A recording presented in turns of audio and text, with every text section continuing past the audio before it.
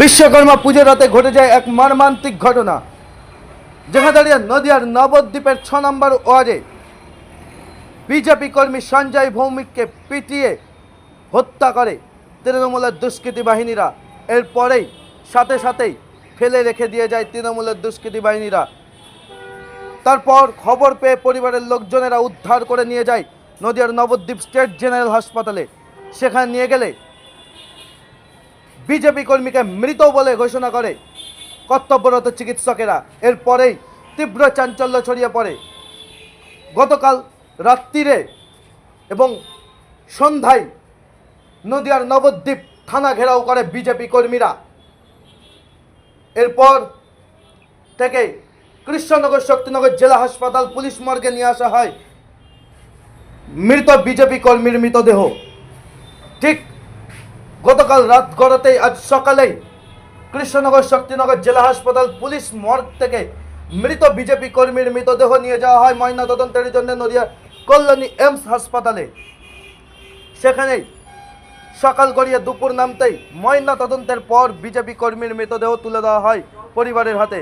এরপরেই উপস্থিত হয় নদিয়ার কল্যাণী এমস হাসপাতালে রাজ্যের বিরোধী দলনেতা শুভেন্দু অধিকারী।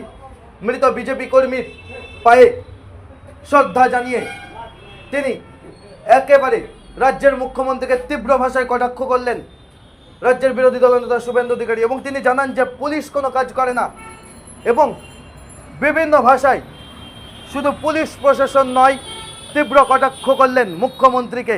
আর সেই ছবি উঠে এলো একেবারে আমাদের ক্যামেরায় সরাসরি।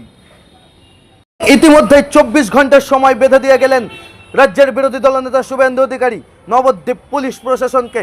যদি 24 ঘন্টা সময়ের মধ্যে অপরাধীকে যদি গ্রেপ্তার না করতে পারে তাহলে কৃষ্ণনগর এসপি অফিস ঘেরাওয়ের ডাক দিলেন বিজেপি বিরোধী দলনেতা শুভেন্দু অধিকারী।